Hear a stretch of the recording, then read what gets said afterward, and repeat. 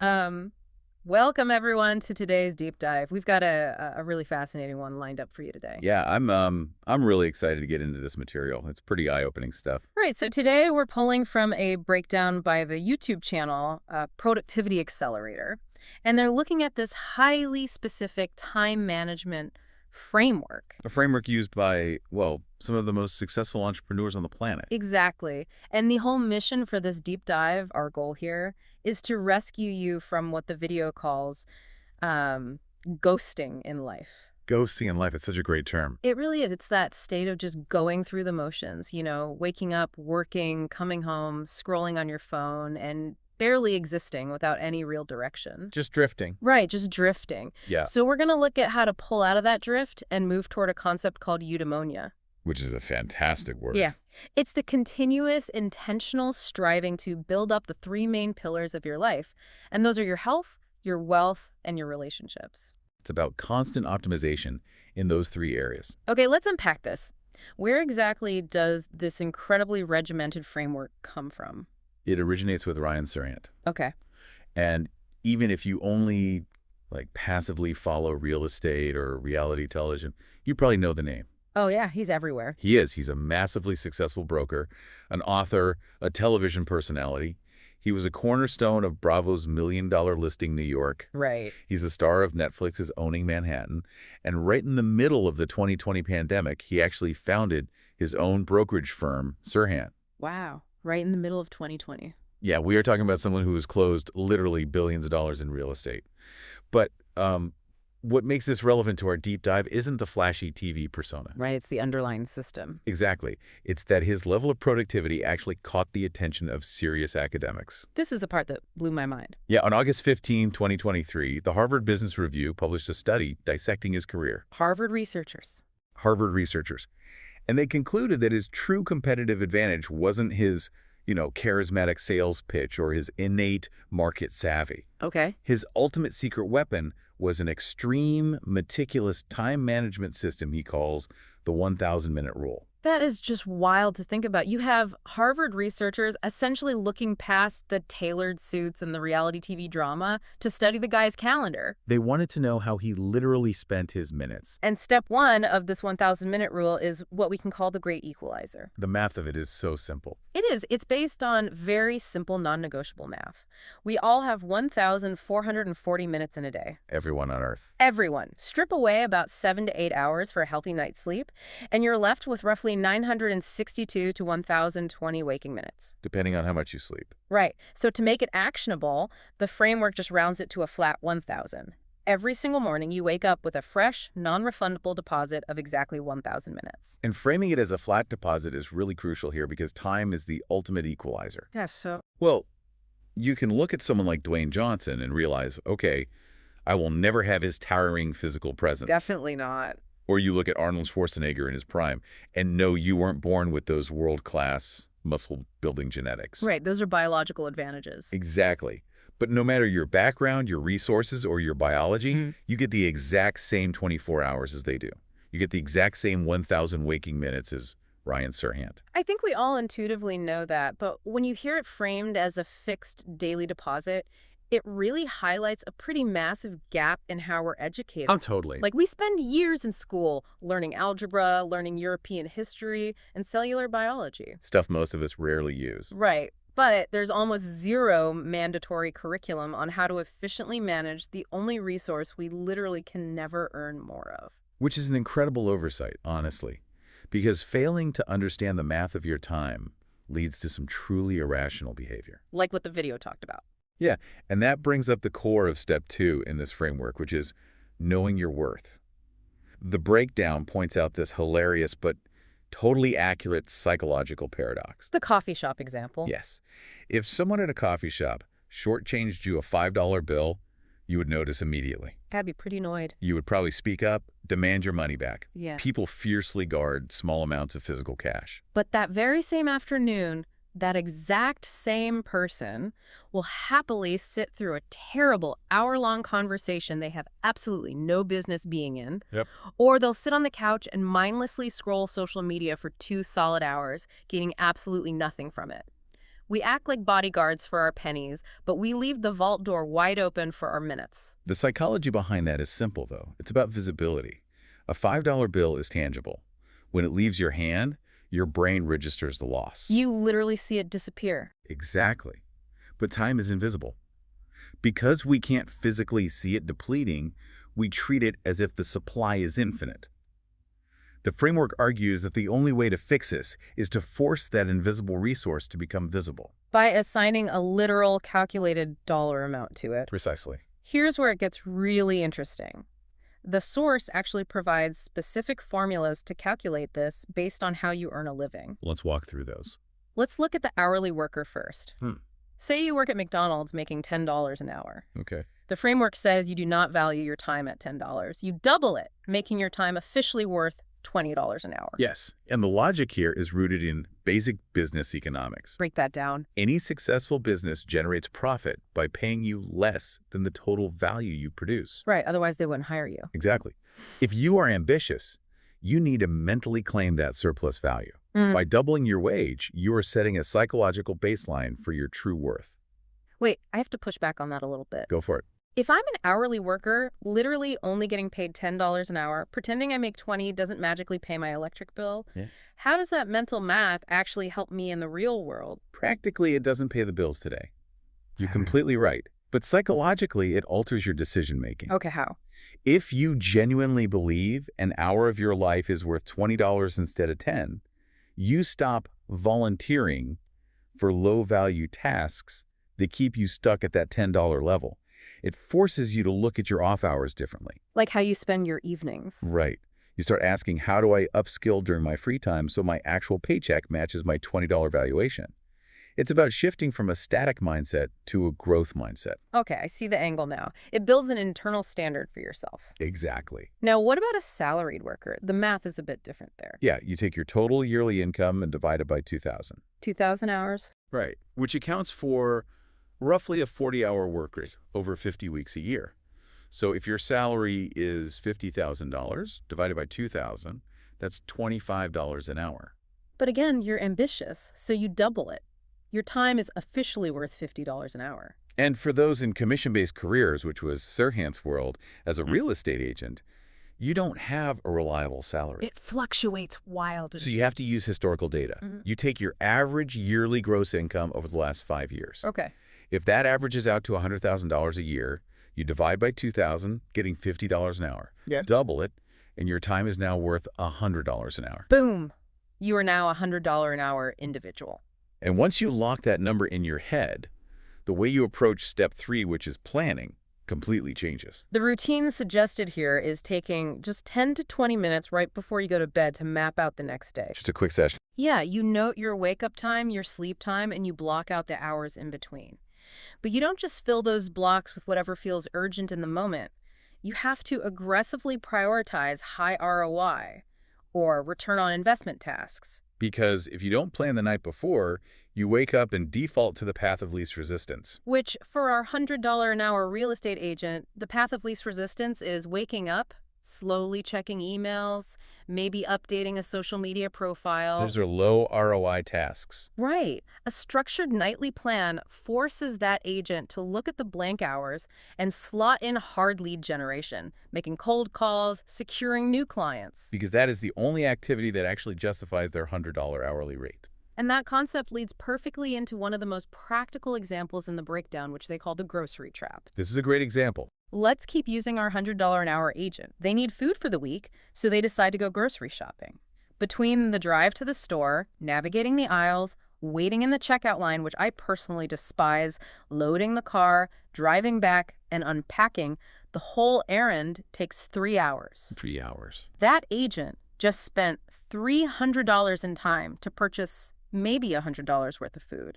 The math is completely upside down. It's a startling realization when you frame daily chores as a literal drain on your newly established hourly rate. It changes everything. The source offers a ruthlessly practical solution here.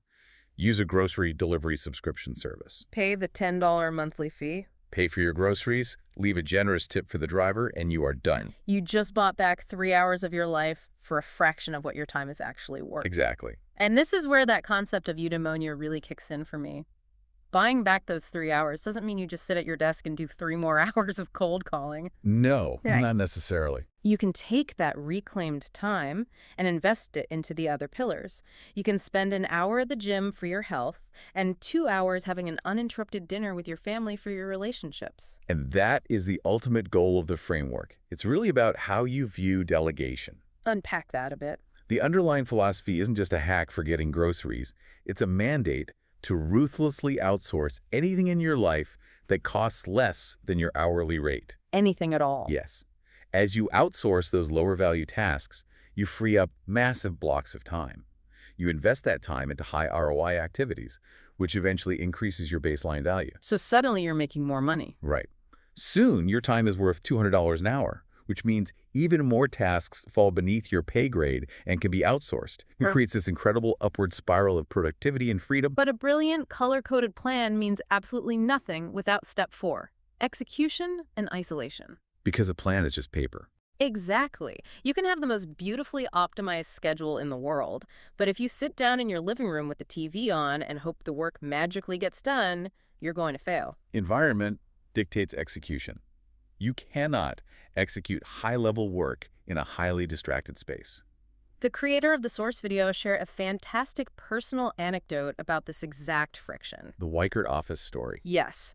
When he was working as a full-time real estate agent, his desk was in the main open-concept computer area at a Weichert real estate office in Ashburn, Virginia. Which is just a recipe for distraction. Naturally, his friendly coworkers would constantly wander over to chat. They'd want to debate the morning's political news or recap last night's football game. Very normal stuff.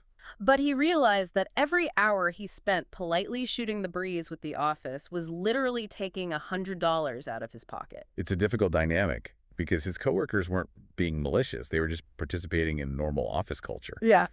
But their politeness was incredibly expensive for him. I can hear people listening to this and saying, isn't that a bit antisocial? You can't just ignore your coworkers. It sounds harsh. It does. But the reality is, it's about boundaries. To protect his time, he realized he had to physically isolate himself. If a private class office was empty, he'd claim it. And if not, he would completely leave the agency and go work at a Starbucks, or hide in the quiet section of the public library, or just work from home. He had to physically remove himself from the distraction zone. And the breakdown gives some very actionable tactics for the listener to mimic that isolation in their own life. Let's hear them. The first one sounds simple, but is profoundly difficult for most of us to actually do. Manage your phone. Oh boy. The advice is absolute here. Put your phone in a completely different room, not face down on your desk where it can still buzz and vibrate, in another room. Out of sight, out of mind. Exactly. If that's impossible, it needs to be on airplane mode so it physically cannot interrupt you with notifications. Once the phone is neutralized and you are isolated, the framework leans heavily on the Pomodoro technique. Right. Classic. You set a timer for 45 minutes of deep, focused work, followed by a 5-minute rest. You repeat that 3 or 4 times and then take a longer 15 to 30-minute break. But honestly, it's not just about the specific numbers on the timer. The deeper question is, why is this kind of rigid, timed isolation so necessary in the first place? It comes down to a fundamental misunderstanding of human neurology. Okay, science time. We love to claim that we are great multitaskers. The modern work environment practically demands it. But the science is incredibly clear. Humans do not multitask. We just can't do it. We cannot process multiple high-level cognitive demands simultaneously. What we are actually doing is rapid task switching. Jumping back and forth. We are bouncing our attention from a spreadsheet to a Slack message to an email and back to the spreadsheet, like clicking between open tabs on a web browser. And every time we click a new tab, our brain pays a toll. Precisely. In cognitive science, this toll is called attention residue. Attention residue. When you switch from writing a complex report to briefly checking a text message and then try to go back to the report, your brain doesn't just instantly snap back. A piece of it gets left behind. Yes. A piece of your cognitive focus remains stuck or left behind as residue on that text message.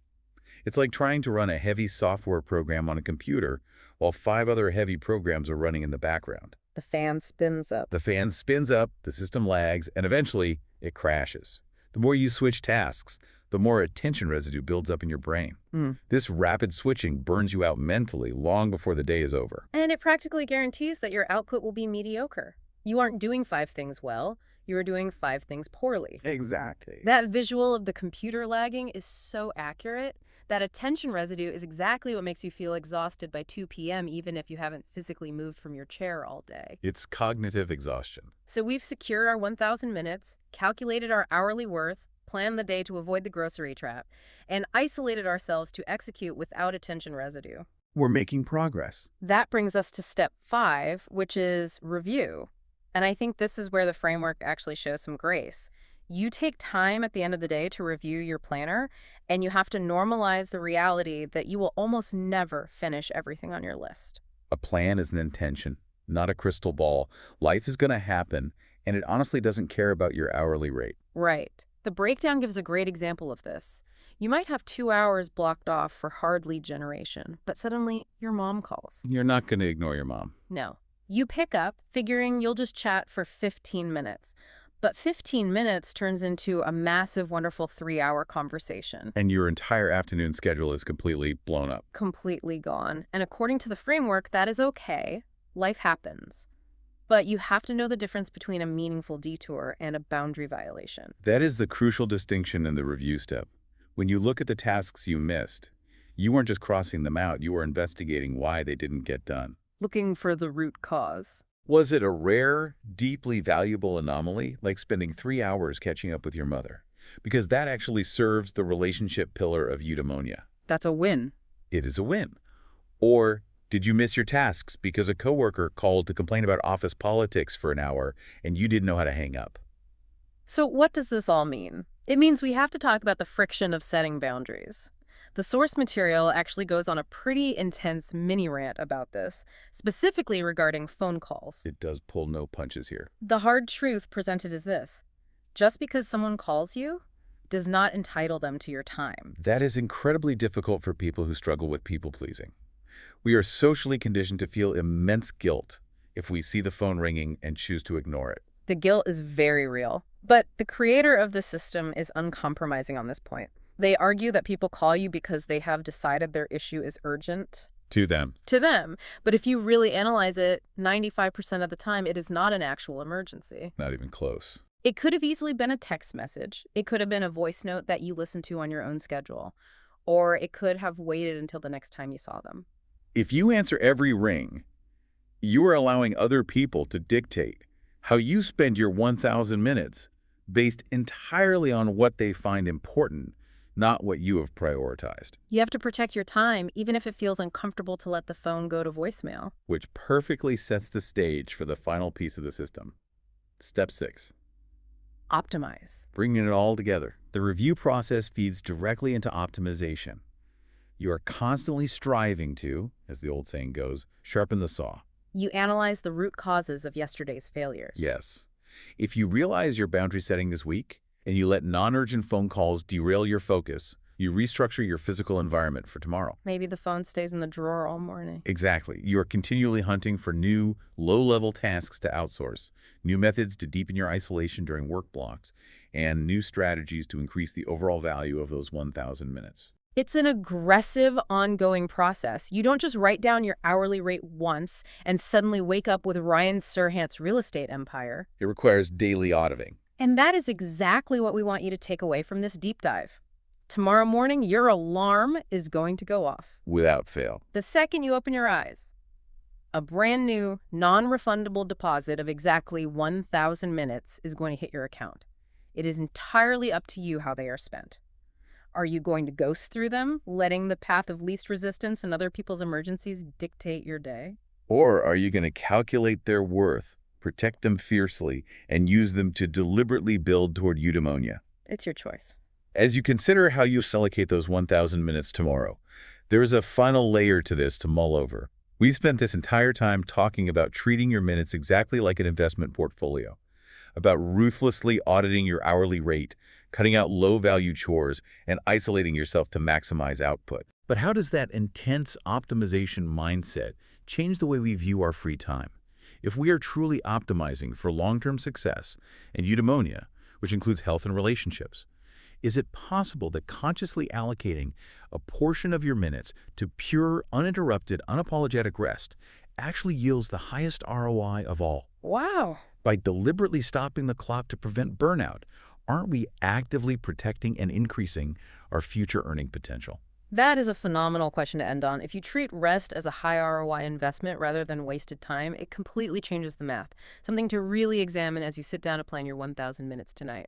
Thank you so much for joining us for this deep dive. We hope you walk away equipped to make the invisible costs of your day visible, set firmer boundaries, and stop ghosting through your own life. Take care and guard your minutes.